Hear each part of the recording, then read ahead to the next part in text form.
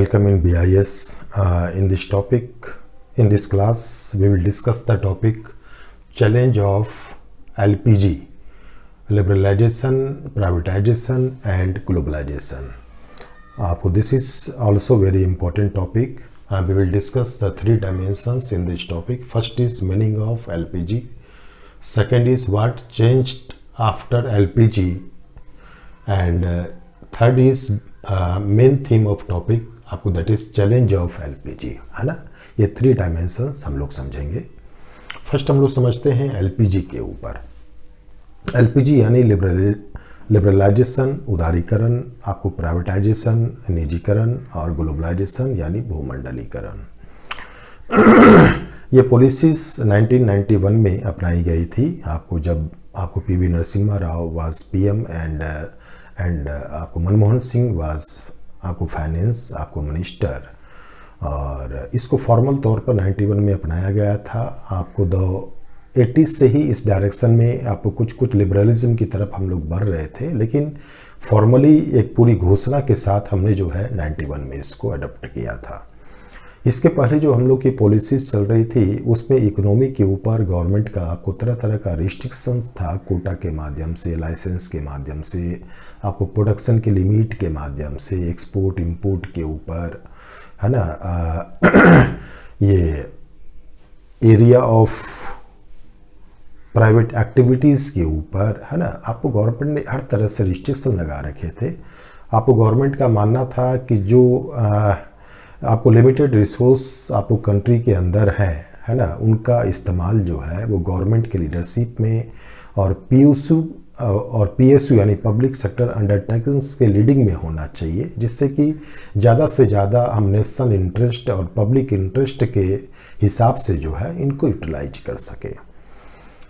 और ये इंडिया में नहीं, और भी कई कंट्रीज़ में इस तरह की पॉलिसीज़ अपनाई गई, लेकिन 80s तक आते आते आपको ये चीज़ फील किया गया कि गवर्नमेंट के बहुत ज़्यादा मार्केट पर इंटरफेरेंस से, रिस्ट्रिक्शन से, है ना, मार्केट की जो एफिशिएंसी है, मार्केट का जो स्किल है, मार्केट का जो मैनेजरियल स्टाइल मतलब इनोवेशन है, या उसकी जो कैपेबिलिटी है आपको डेवलपमेंट को एक्सेलरेट करने के संदर्भ में, उसको हम ठीक से यूटिलाइज नहीं कर पा रहे हैं। और वो कंट्री आपको जो कैपिटलिस्ट है, जहाँ लिबरलिज्म को अपनाया गया, जहाँ मार्केट को पूरी फ्रीडम दी गई है वर्क करने की, और मार्केट का जहाँ कम से कम ये गवर्नमेंट का जहाँ मार्केट के वर्किंग पर कम से कम इंटरफेरेंस है, वो कंट्री तेज़ी से ग्रोथ कर रहे थे। तो एक तरफ आपको गवर्नमेंट भी बहुत ज़्यादा लॉस में जा रही थी, आपको डेफिसिट में जा रही थी, और आपको दूसरी तरफ करप्शन, आपको रिसोर्सेज का आपको एफिशिएंटली यूज़ नहीं हो पाना, कॉस्ट इफेक्टिव तरीके से यूज़ नहीं हो पाना, है ना। टेक्नोलॉजी में बैकवर्डनेस जो हमारा था, टोटल जो वर्क कल्चर जो हमारा था, तो वो आपको डेवलपमेंट की डिमांड्स को फुलफिल नहीं कर रहा था। तो 80s से एक पूरे आपको ग्लोब के अंदर जो है एक लिबरलाइजेशन यानी एलपीजी के पक्ष में, फेवर में आपको एक माहौल बन रहा था। New right philosophy, new liberalism जैसी थ्योरियाँ इसको एक स्ट्रेंथ दे रही थी इस तरह के मूवमेंट को। और उसी आपको इन्फ्लुएंस के अंतर्गत जो है आपको वर्ल्ड बैंक, IMF, आपको जैसे इंटरनेशनल ऑर्गेनाइजेशन के प्रेशर भी उस समय थे आपको गवर्नमेंट के ऊपर, जिस वजह से गवर्नमेंट को जो है आपको 1991 में जो है ओपनली जो है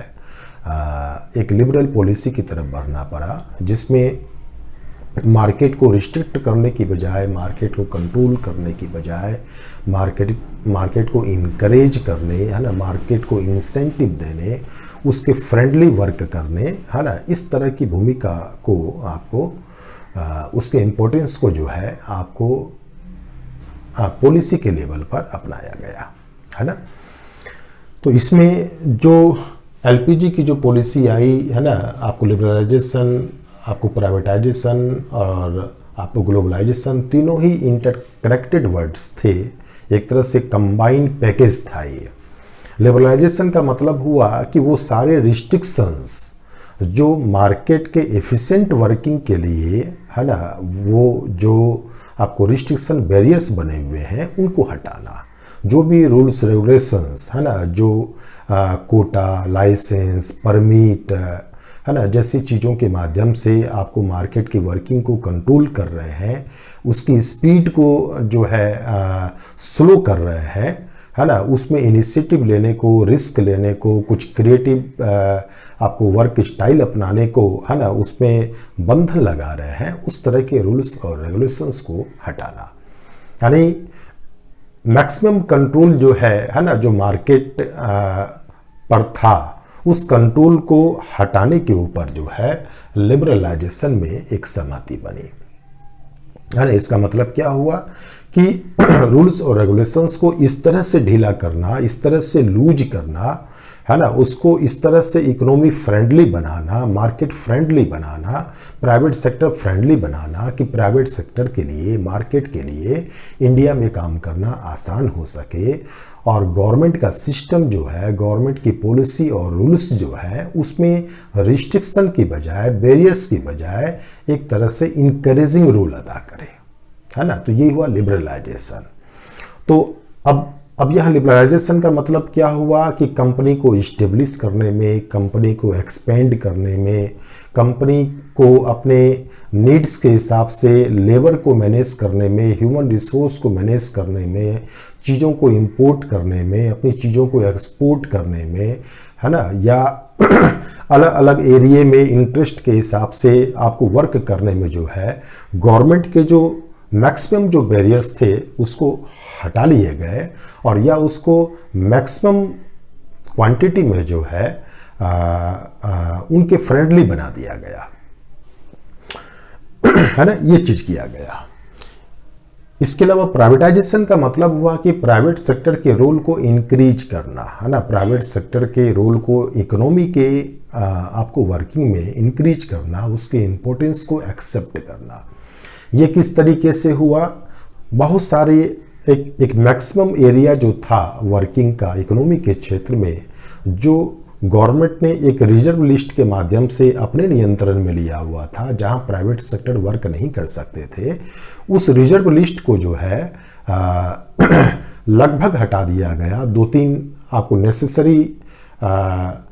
आपको सब्जेक्ट को छोड़कर, जो नेशनल सिक्योरिटी और इंटरेस्ट में बहुत ज़रूरी थे, उसको छोड़ के बाकी सारा एरिया प्राइवेट क्षेत्र के लिए ओपन कर दिया गया। इसका मतलब कि वहाँ गवर्नमेंट के अलावा प्राइवेट सेक्टर भी वर्क कर सकते थे। इसके अलावा बहुत सारी जो पीएसयू के जो वो जो यूनिट जो थे, उसमें डिसइन्वेस्टमेंट के माध्यम से जो है आपको प्राइवेट आपको पार्टिसिपेशन को जो है, आपको निजी कंपनियों की भागीदारी को जो है वो इंश्योर किया गया, उसको इनकरेज किया गया, और धीरे धीरे इस भागीदारी को और इंक्रीज किया गया, है ना। जो फॉरेनर ये जो इसके अलावा बहुत सारे पीएसयू या बहुत सारे ऐसे एसेट आपको जो गवर्नमेंट को लगता था कि अब आप गवर्नमेंट को अब उसके देखभाल की ज़रूरत नहीं है या उसमें वर्क करने की ज़रूरत नहीं है, तो उसको पूरी तरह प्राइवेटाइज कर दिया गया, उसको प्राइवेट कंपनी को बेच दिया गया। बहुत सारे पीएसयू इस तरह से बेचे गए। गवर्नमेंट बहुत सारे अपने वर्क जो है आपको प्राइवेट कंपनी के साथ पार्टनरशिप में जो है संचालित करने लगी। ये पार्टनरशिप का कंडीशन जो है वर्क के नेचर के हिसाब से अलग अलग हो सकता था, है ना, लेकिन वो पार्टनरशिप को, जैसे पब्लिक प्राइवेट पार्टनरशिप जो कहते हैं, उसके माध्यम से बहुत सारे काम गवर्नमेंट अब प्राइवेट ऑर्गेनाइजेशन के साथ, आपको प्राइवेट कंपनियों के साथ मिलके करने लगी, और बहुत सारे वर्क जो है आपको प्राइवेट कंपनियों को जो है ठेके पर दिए जाने लगे, है ना। तो इस तरह से अलग अलग आपको तरीकों से जो है इकोनॉमी के क्षेत्र में जो है आपको प्राइवेट कंपनियों का, है ना, यानी मार्केट का रोल जो है वो बढ़ाया गया। इसके बाद ग्लोबलाइजेशन आता है। ग्लोबलाइजेशन में क्या हुआ कि इंडिया की जो इकोनॉमी है वो रेस्ट वर्ल्ड की इकोनॉमी के साथ उसके इंटरेक्शंस को जो है वो ओपन किया गया, है ना। वो सारे रिस्ट्रिक्शंस जो इंडियन इकोनॉमी के रेस्ट वर्ल्ड की इकोनॉमी के साथ इंटरेक्शंस को जो है आपको रोकते थे, है ना, उसमें आपको तरह तरह के बंधन लगाते थे, है ना, तो उस बंधनों को आपको ढीला किया गया, जिससे कि इंडिया से फॉरेन में यानी वर्ल्ड में अगर आप चाहते हैं कि वर्ल्ड के किसी हिस्से में कोई कॉरपोरेट संस्थान स्थापित करना है, इंडस्ट्रीज स्थापित करनी है, कहीं पार्टनरशिप शुरू करनी है, इन्वेस्ट करना है, या कहीं फॉरेन में आप जॉब करना चाहते हैं, है ना, या फॉरेन में अपने माल को, अपने प्रोडक्ट को, अपनी सर्विसेज को आप एक्सपोर्ट करना चाहते हैं, तो इससे जुड़ी प्रोसेसिंग को आसान बनाया गया। आप फॉरेन घूमना चाहते हैं तो इससे जुड़ी चीज़ों को आसान बनाया गया, यानी इससे जुड़े जितने रिस्ट्रिक्शंस थे, है ना, रिस्ट्रिक्शंस को तो कम किया ही गया, और इनको इनकरेज करने के लिए आपको तरह तरह के इंसेंटिव भी आरंभ किए गए। उसी तरह जो है अन्य कंट्रीज़ के लिए जो है इंडिया में इन्वेस्ट करने को आसान बनाया गया, इंडिया में कोई वेंचर स्टार्ट करने के प्रोसेस को आसान बनाया गया, है ना, इंडिया और अन्य देशों के बीच ट्रेड को आसान बनाया गया। वो अगर इंडिया से कोई ह्यूमन रिसोर्स हायर करना चाहते हैं, या इंडिया वाले आपको वर्ल्ड से कोई ह्यूमन रिसोर्स को हायर करना चाहते हैं, प्रोफेशनल्स को हायर करना चाहते हैं, तो उन सारी चीज़ों को आसान बनाया गया। अर्थात कि टेक्नोलॉजी के स्तर पर, ह्यूमन रिसोर्स के स्तर पर, पूंजी यानी कैपिटल के स्तर पर, आइडिया के स्तर पर, आपको मैनेजमेंट के स्तर पर, ट्रेड के स्तर पर, ह्यूमन रिसोर्स के स्तर पर, ये जितने भी ये डायमेंशंस इकोनॉमी की वर्किंग से जुड़े हुए हैं, है ना, उन सब को जो है रेस्ट वर्ल्ड के साथ जो है एक्सचेंजेबल बनाया गया, उसको इजी बनाया गया। यानी कि हम वर्ल्ड से भी इन चीज़ों को जो अच्छी है ले सकते हैं, और वर्ल्ड को भी इन चीज़ों को जो हमारे पास जो अच्छा है वो हम दे सकते हैं, या स्किल के रूप में, टेक्नोलॉजी के रूप में, या आपको कैपिटल के रूप में, जहाँ जो अपॉर्चुनिटी हमें वर्ल्ड लेवल पर मिल रही है उसको हम कैश कर सकें, और वर्ल्ड से जो अपॉर्चुनिटी हमारी कंट्री के इंटरेस्ट में सही है उसको हम कैश कर सकें। तो ये चीज़ें जो है वो हमने अपनाई, उसको हम ग्लोबलाइजेशन के तौर पर बोलते हैं, है ना। ग्लोबलाइजेशन का मतलब क्या हुआ? इंडिया और रेस्ट वर्ल्ड के बीच, है ना, टेक्नोलॉजी के स्तर पर, ह्यूमन रिसोर्स के स्तर पर, ट्रेड के स्तर पर, इन्वेस्टमेंट के स्तर पर, या आप कह सकते हैं एम्प्लॉयमेंट के स्तर पर, टूरिज्म के स्तर पर, है ना, या और जितने भी डायमेंशंस होते हैं, कल्चर के स्तर पर, गवर्नेंस के स्तर पर, है ना, रिफॉर्म्स के स्तर पर, ये सारी चीज़ों में जो भी इंटरेक्शंस हो सकता था, उस इंटरेक्शंस के मार्ग में जो बैरियर्स थे उसको हटाकर जो है उसको इनकरेज करने के डायरेक्शंस में जो है रूल्स और रेगुलेशंस को उसी हिसाब से मॉडिफाई किया गया, है ना। तो इस प्रोसेस को हम बोलते हैं एलपीजी। लिबरलाइजेशन में क्या हुआ? उन बंधनों को ढीला किया गया जो प्राइवेट प्लेयर्स को, प्राइवेट कंपनियों को वर्क करने में आपको दिक्कत पैदा करते हैं। आपको प्राइवेटाइजेशन में क्या हुआ कि इकोनॉमी की वर्किंग में आपको प्राइवेट प्लेयर्स की भूमिका को बढ़ाया गया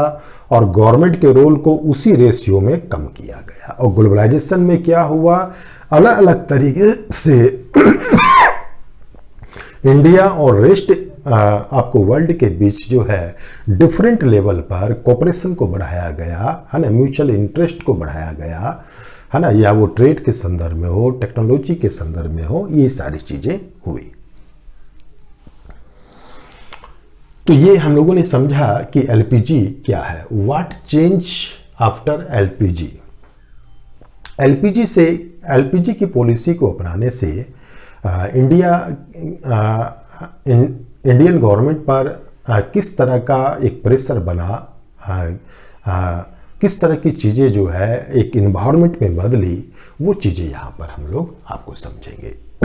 एक तो सबसे पहले हम लोगों ने देखा कि एलपीजी को अपनाने से आपको प्राइवेट प्लेयर्स की भूमिका आपको बढ़ी। इसका मतलब हुआ कि गवर्नमेंट की भूमिका उसी अनुपात में घटी। इसका मतलब कि गवर्नमेंट का साइज, ब्यूरोक्रेसी का साइज, है ना, वो कम हुआ और गवर्नमेंट रोल बैक की भूमिका में आने लगी, अर्थात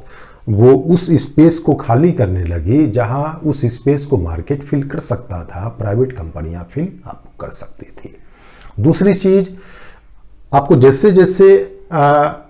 मार्केट का प्रभाव इकोनॉमी के ऊपर, आपको सोसाइटी के ऊपर पड़ा, इसका मतलब कि गवर्नमेंट अब ऐसे इन्वायरमेंट में वर्क कर रही थी जहां कंपटीशन को इम्पोर्टेंस दिया जाता हो, जहां इनोवेशन को इम्पोर्टेंस दिया जाता हो, जो टेक्नोलॉजी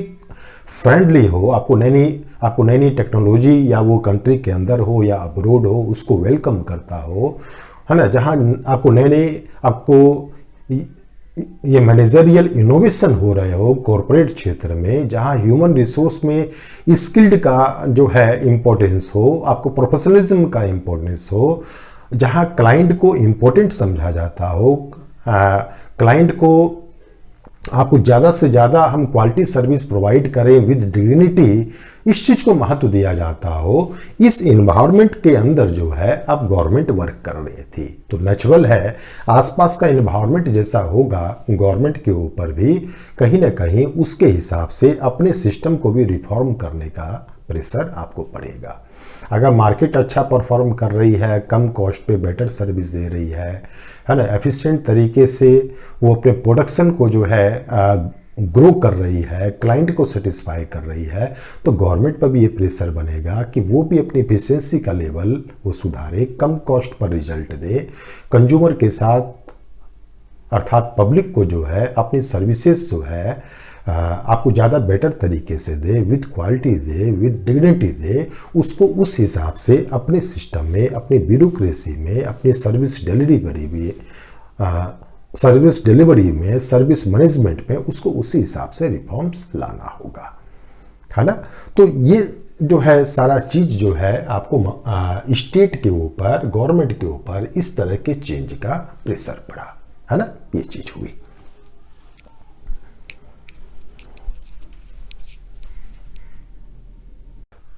इसके बाद हम लोग समझेंगे जो मेन इस टॉपिक का जो क्रक्स है वो है चैलेंज, किस तरह के चैलेंज गवर्नमेंट के सामने, स्टेट के सामने या ब्यूरोक्रेसी के सामने, एडमिनिस्ट्रेशन के सामने एलपीजी के आने के बाद हुए हैं, उसको हमें समझना है ना। ये मेन एरिया है जो इस टॉपिक का जो हम लोग को समझना है। फर्स्ट जो चैलेंज है वो है रोलबैक आपको management on regular watch. Regular watch का मतलब यहाँ ये हुआ कि जिस भी एरिया में गवर्नमेंट ने रोलबैक किया, गवर्नमेंट ने मार्केट के लिए स्पेस खाली किया, है ना, तो जिस स्पेस को मार्केट ने फिल किया वहाँ पर मार्केट कैसा परफॉर्म कर रही है, क्या कंज्यूमर के इंटरेस्ट को उससे भला हो रहा है ना, क्या उससे पब्लिक इंटरेस्ट फुलफिल हो रहा है, जिस पर्पस के लिए, जिस मोटिव से हमने मार्केट को वो स्पेस दिया, मार्केट को वहाँ वो जो फ्रीडम जो दिया, है ना, उससे कहाँ तक हमारे एक्सपेक्टेड रिजल्ट की प्राप्ति हुई। मान लिया जाए कि हमने इंश्योरेंस के सेक्टर को जो है मार्केट के लिए ओपन कर दिया और स्टेट वहाँ खुद जो है कुछ रोल बैक में पीछे की तरफ आ गई और मार्केट को ज़्यादा वर्क करने के लिए ज़्यादा उसको आपको फ्रीडम दिया, इनकरेज दिया, इंसेंटिव दिया तरह तरह से, और उसके बाद उसने 10 इयर्स के बाद देखा कि इंश्योरेंस के क्षेत्र में जो है आपको जहाँ भी प्राइवेट कंपनियाँ काम कर रही है वहाँ कंज्यूमर्स की कंप्लेंट्स ज़्यादा है, कंज्यूमर का एक्सप्लॉयटेशन ज़्यादा हुआ है ना, वो केवल अपने प्रॉफिट को इम्प्रूव करने के लिए वर्क कर रही है, हिडन तरीके से टर्म्स कंडीशन वो अगर डालती है ना। अगर कोई कंज्यूमर के को इंश्योरेंस को क्लेम करना होता है तो वहाँ ठीक से सुनवाई नहीं होती है, तो नो डाउट जो है वहाँ पर इंश्योरेंस के क्षेत्र में जो है गवर्नमेंट अपने रोलबैक के ऊपर रीथिंक करेगी। तो इसी तरह अलग अलग एरिया में जहाँ जहाँ गवर्नमेंट ने रोलबैक किया है, जहाँ मार्केट को स्पेस दिया, ओपननेस दिया, माहौल दिया, है ना, तो वहाँ मार्केट वास्तव में कैसा आपको परफॉर्म कर रहा है, किस तरह से उस एरिया में ग्रोथ को आपको प्रोत्साहन मिल रहा है, डेवलपमेंट को प्रोत्साहन मिल रहा है, वो एरिया ग्रो कर रहा है या नहीं कर रहा है, ग्रो कर रहा है तो क्या उसमें केवल कंपनी का ग्रो हो रहा है या कंट्री का भी ग्रो हो रहा है ना, क्या पब्लिक वेलफेयर को, ये आपको पब्लिक इंटरेस्ट को या पब्लिक की वेलबींग्स को, पब्लिक के नीड्स को भी जो है उससे राहत मिल रही है, उससे फ़ायदा हो रहा है। ये सब चीज़ें कंटिन्यूअस रीड करना, नज़र रखना, ये एक महत्वपूर्ण चैलेंज है। और जहाँ भी गवर्नमेंट को आपको लगेगा कि ये जो हमने रोलबैक किया है ना, इससे पब्लिक इंटरेस्ट को नुकसान हो रहा है, तो वापस गवर्नमेंट जो है उसमें अपने रोल को बढ़ा सकती है ना, और मार्केट के रोल को कम कर सकती है या रेगुलेशंस में इस तरह के बदलाव कर सकती है, चेंजेज ला सकती है, जिससे कि मार्केट जो है आपको कंज्यूमर के इंटरेस्ट का पब्लिक इंटरेस्ट का, नेशनल सिक्योरिटी का, है ना, कोई नुकसान आपको ना पहुंचा सके। रिफॉर्म्स इन रूल्स और रेगुलेशंस, भाई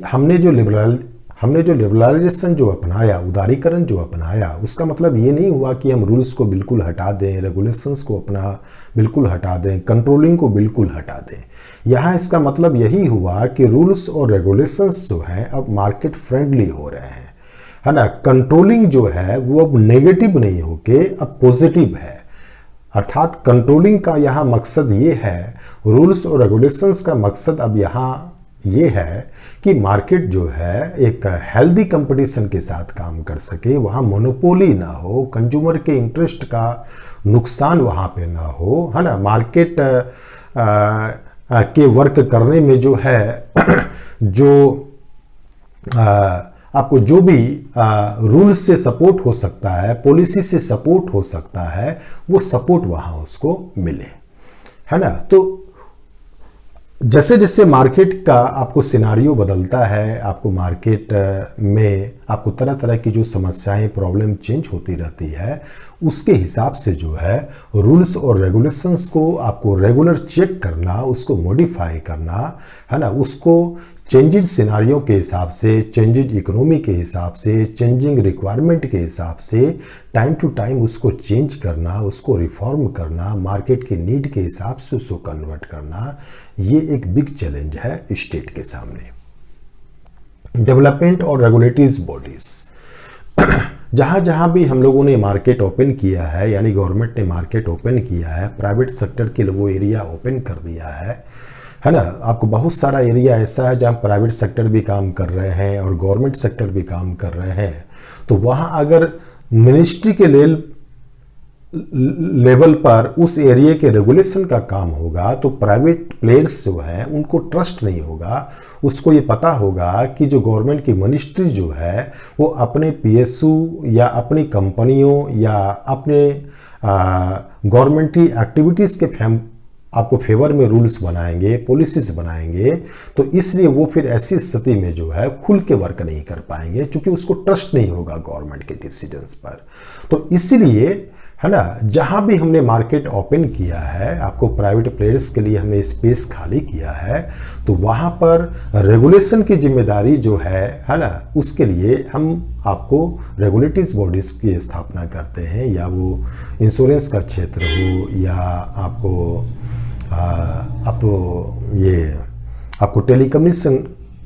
टेलीकम्युनिकेशन का क्षेत्र हो, तो अलग अलग एरिया में बहुत सारे इस तरह के जो हैं आपको रेगुलेटरीज बॉडीज जो हैं आपको वो इस्टेब्लिश किए गए हैं। तो ये रेगुलेटरीज बॉडीज जो है आपको सही तरीके से वर्क कर रहे हैं या नहीं कर रहे हैं, आपको मार्केट की डिमांड के हिसाब से इनकी जो है इनके रूल्स और आपको रेगुलेशंस जो है ना, वो हेल्दी है या नहीं है, मार्केट फ्रेंडली है या नहीं है, मार्केट और पब्लिक इंटरेस्ट के बीच वो बैलेंस इस्टेब्लिश कर पा रहे या नहीं कर पा रहे हैं। ये जो रेगुलेटरीज बॉडीज़ हैं उनके बीच पावर्स की या फंक्शन की ओवरलैपिंग तो नहीं है, ओवरलैपिंग है तो कैसे बैलेंस स्थापित किया जाए,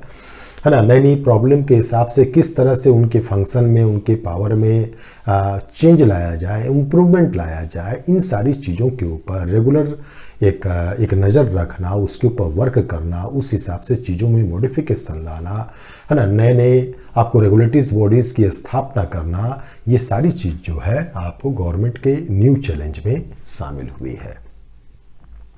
उसके बाद है कैपेसिटी बिल्डिंग। आप देखिएगा जहाँ भी आपको डेवलप कंट्री है या जो एलपीजी का आपको मैक्सिमम बेनिफिट उठा पाए जो कंट्रीज़, आप देखिएगा वहाँ की ब्यूरोक्रेसी, आपको वहाँ का एडमिनिस्ट्रेटिव स्ट्रक्चर बहुत ही स्मार्ट आपको मिलेगा, है ना। कोई भी इन्वेस्टर है या कंपनी है, एमएनसी है, उसी कंट्री के अंदर इन्वेस्ट करना चाहेगी, बिजनेस करना चाहेगी, या भारत की ही कोई कंपनी क्यों ना हो, उसी स्टेट में वो बिजनेस करना चाहेगी, अपने इन्वेस्ट आपको करना चाहेगी जहाँ पर जो है आपको जहाँ की ब्यूरोक्रेसी स्मार्ट हो, है ना, जो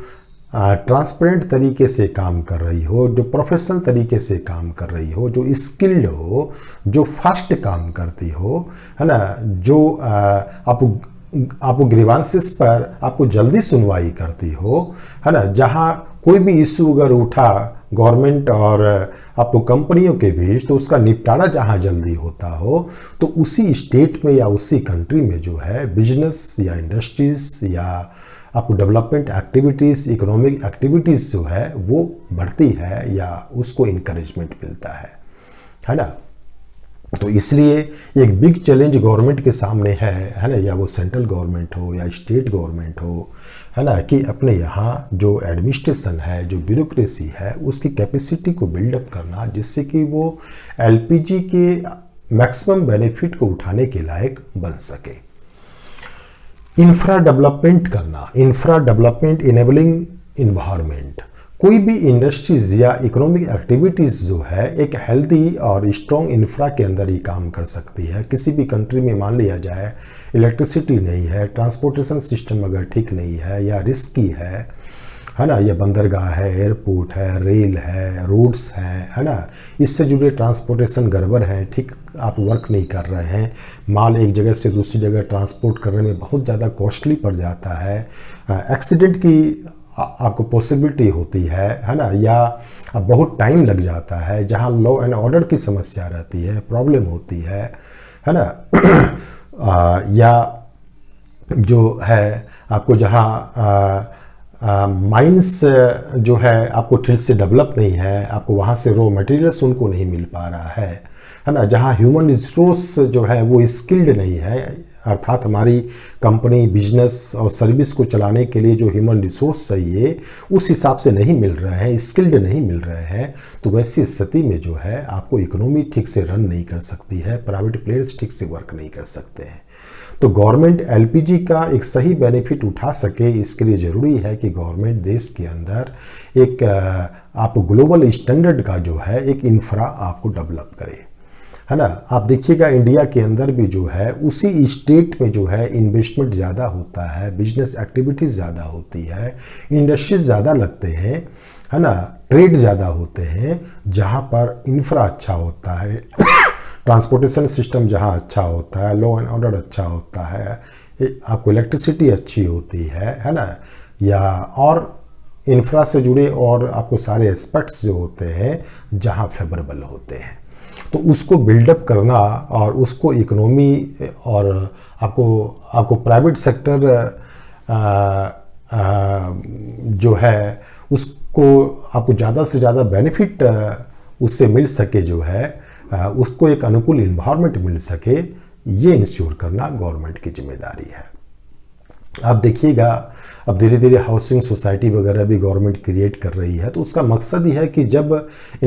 जब आपको डेवलपमेंट होगा अर्बन एरिया में मान लिया जाए, तो एम्प्लॉई आएंगे तो उनको हाउसिंग की समस्या एक होगी। भाई आपको कॉरपोरेट संस्थान में हम अगर एम्प्लॉई को इम्प्रेस करना चाह रहे हैं, यहाँ कॉरपोरेट कल्चर डेवलप करना चाह रहे हैं, तो उनके लिए जो बेसिक इंफ्रा की समस्या है, आपको वाटर की समस्या है, या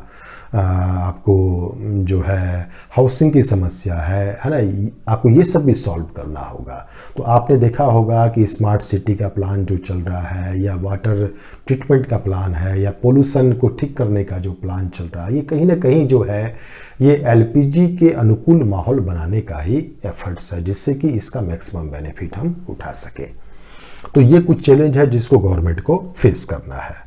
global link, source of crime, आपको ग्लोबलाइजेशन से बहुत सारी आपको कुछ नकारात्मक चीज़ों का भी ग्लोबलाइजेशन हुआ है ना, जैसे क्राइम ग्लोबलाइज्ड हुआ है ना, इंटरनेशनल आपको लेवल के जो क्रिमिनल्स हैं, है ना, या वो सॉफ्टवेयर से जुड़े हों या और तरीके के क्राइम से वो जुड़े हों, स्मगलर्स हैं या आपको टेररिस्ट है ना, उनका भी जो है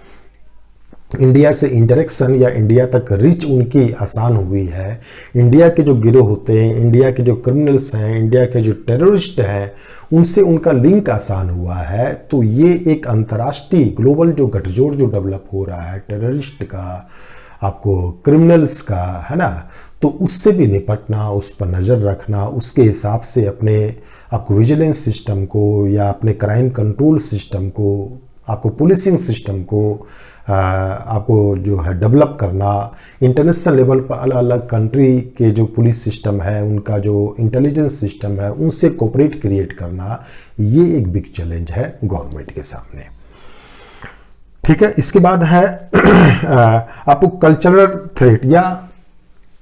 आपको कल्चरल थ्रेट का मतलब हुआ कि जब हम आप ग्लोबलाइजेशन के मार्ग पर आगे बढ़ते हैं तो हमारा अन्य कंट्री से इंटरेक्शंस होता है, टूरिज्म बढ़ता है ना। लोग व्यापार ट्रेड के पर्पस से, जॉब के पर्पस से, टूरिज्म के पर्पस से आपको दूसरे देशों, दूसरे कंट्रीज़ के लोग इंडिया आते हैं, तो नेचुरल है अपने साथ वो अपने कल्चरल हैबिट्स को भी लेके आते हैं, तो कहीं ना कहीं हम उनके कल्चर के प्रभाव में आने लगते हैं। आपको बहुत सारे कल्चरल इफ़ेक्ट जो होते हैं उनके वो अच्छे भी होते हैं, उससे हमारी अपनी कल्चर अपडेट होती है। हमारे अपने कल्चर में बहुत सारी जो नेगेटिव चीज़ें हैं उस पर हमें रीथिंक करने का मौका मिलता है और कल्चर हमारी जो है मॉडर्न होती है। लेकिन आपको बहुत सारे इफ़ेक्ट उसके वैसे भी होते हैं जो नकारात्मक होते हैं, जो हमारी एक इस्टेब्लिश कल्चरल हेरिटेज जो होती है, वैसी हेरिटेज जो हमारी सोसाइटी के लिए नीड है, जो सही है, जो हमारी सोसाइटी का ढांचा है, जो हार्मोनी है हमारी, है ना, जो एक कम्युनिटी की जो फीलिंग जो होती है, एक फैमिली की फीलिंग जो होती है, उस तरह की चीज़ों को अगर हार्म आपको पहुंचा रहा हो वो चीज़ें, है ना, उनके कल्चर्स या उनका ओपननेस, अगर किसी हमारे ट्राइब्स जो ट्राइबल्स जो हैं उनकी आपको उनकी जो कल्चरल आइडेंटिटी जो है उसको हार्म आपको पहुंचा रहा हो, थ्रेट दे रहा हो, अपनी कल्चर की जो आइडेंटिटी हमारी है ना, उसके लुप्त होने का खतरा हो वहाँ पे, तो ऐसी स्थिति में गवर्नमेंट का एक चैलेंज आता है कि वो एक फिल्टर्ड प्रोसेस रखे, माने उसी तरह के कल्चरल इफेक्ट को इंडिया में एंट्री करने दे, है ना, जो हमारे कल्चर के साथ मिक्सअप हो सकती है या जो हमारे कल्चर के अनुकूल है, जो हमारे वैल्यू सिस्टम के अनुकूल है। और वैसी चीज़ें आपको, वैसे कल्चरल हैबिट्स जो हैं जो हमारे कल्चर के अगेंस्ट जाती है, हमारी हार्मोनी के अगेंस्ट जाती है, हमारी आइडेंटिटी या कल्चरल हेरिटेज जो है उसको हार्म पहुंचा सकती है, वहाँ पे रिस्ट्रिक्शंस लगाना। जैसे आपने देखा होगा इंडिया में आपको सोशल साइट्स के ऊपर बहुत सारे रिस्ट्रिक्शंस लगाए गए हैं, है ना, बहुत सारी वल्गर पोस्ट या वल्गर इस तरह की पॉर्न चीज़ें आ रही थी, या बहुत सारी आपको सीरियल्स है, आपको बहुत सारी चीज़ें ऐसी आ रही है, तो टाइम टू टाइम गवर्नमेंट उसके ऊपर एक्शंस लेती है, रूल्स रेगुलेशंस बनाकर या उसको टाइट करके जो है, जिससे कि हमारा एक जो कल्चरल एक जो सेटअप बना हुआ है हज़ारों सालों से, है ना, जिसके हम अभ्यस्त हो चुके हैं, हैबिचुअल हो चुके हैं, और जो आपको गलत नहीं है मान लिया जाए, तो उसको हम माने इस तरह के अटैक से हम बचा सके, है ना। कल्चरल पॉल्यूशन नहीं होना चाहिए, तो ये इंश्योर करना जो है गवर्नमेंट के समक्ष जो है एक बिग चैलेंज है। इसके अलावा आपको पॉलिसी मेथड पर भी अब एक बिग चैलेंज आया है, रूल्स मेकिंग के ऊपर भी एक बिग चैलेंज ये आया है कि हमें ग्लोबल पर्सपेक्टिव को ध्यान में रखकर अब पॉलिसी को आपको बनाना होता है ना। मान लिया जाए कोई भी पॉलिसीज़ हम बना रहे हैं, तो हमारे जो कंपटीटर जो कंट्रीज़ हैं या ग्लोबल इंस्टीट्यूशंस हैं या आपको कोई ऐसी संधियों से हम अगर जुड़े हुए हैं, तो उन सारे पर्सपेक्टिव को ध्यान में रख कर ही जो है हमें अपने पॉलिसीज़ को आपको बनाना होता है या उसमें रिफॉर्म लाने होते हैं। इसके लिए एक आपको बड़े लेवल पर हमें डाटा चाहिए होता है ना, उसका आपको रिसर्च की ज़रूरत पड़ती है, एनालिसिस की ज़रूरत पड़ती है, और वो तभी हो सकता है जब हमारे जो पॉलिसी मेकर हैं, आपको या वो ब्यूरोक्रेट हो, आपको या मिनिस्टर हो, वो स्किल्ड हो, आपको नॉलेजेबल हो, है ना, वो उनके पास इंफॉर्मेशन बेस हो, है ना, वो एक अच्छा माइंड रखते हो आपको, जो कि उन चीज़ों से एक राइट आपको कंक्लूजन तक वो पहुंचने में सक्षम हो, इतनी योग्यता, इतनी मेरिट वो रखते हो, तभी हम इस चैलेंज से उबर सकते हैं। तो ग्लोबल पर्सपेक्टिव के हिसाब से अपनी पॉलिसी को आपको मॉडिफाई करना, रिफॉर्म्स लाना, टाइम टू टाइम उस हिसाब से उसको मॉडिफाई करते रहना, ये एक बिग चैलेंज है ना। इसके अलावा और भी बहुत आपको तरह के बिग चैलेंज हैं। आपको जैसे मार्केट जो है उसी एरिया में काम करता है जहां उसको प्रॉफिट हो सकता है ना, जहां कंज्यूमर की पेइंग कैपेसिटी होती है। आपको मान लीजिए जाए कोई ऐसा प्रोडक्ट है आपको जिसको लेने वाले जो है एलिट क्लास के लोग हैं और वो कोई भी उसके लिए जो है पे कर सकते हैं, भुगतान कर सकते हैं, है ना। उस सर्विस और प्रोडक्ट को बनाने या बेचने से आपको मार्केट को ज़्यादा बेनिफिट हो सकता है, तो वो उन्हीं प्रोडक्ट और सर्विस पे वो फोकस करेगा। और वैसे प्रोडक्ट और सर्विसेज जो पुअर लोग या ऐसे लोग आपको जिसकी पेइंग कैपेसिटी नहीं है, जो ज़्यादा पे नहीं कर सकते हैं, उसमें उनका इन्वेस्टमेंट ज़्यादा है और बेनिफिट कम है या उसमें रिस्क है, तो वहाँ मार्केट काम नहीं करेगा।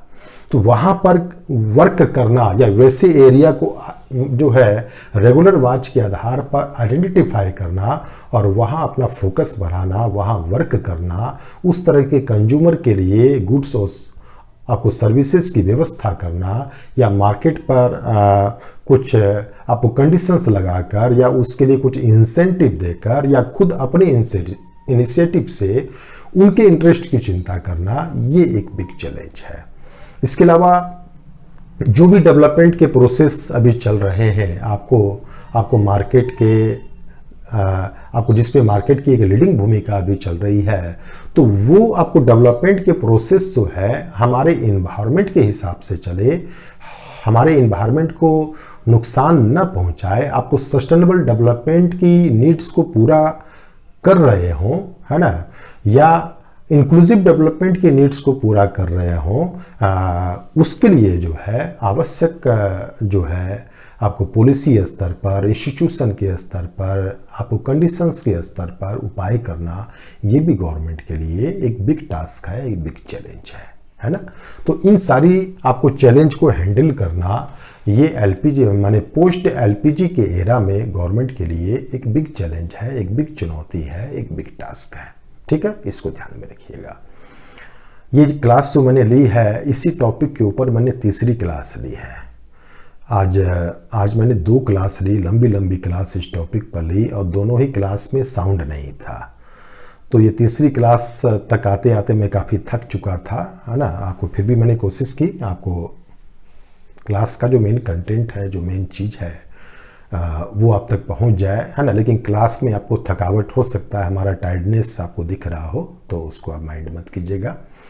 इसके बाद हम लोग आपको सेकेंड चैप्टर में पहुंचेंगे जहां थिंकर्स के ऊपर वर्क करेंगे, अलग अलग थिंकर्स के जो थ्योरियां हैं उसको हम लोग समझेंगे। ठीक है, थैंक यू।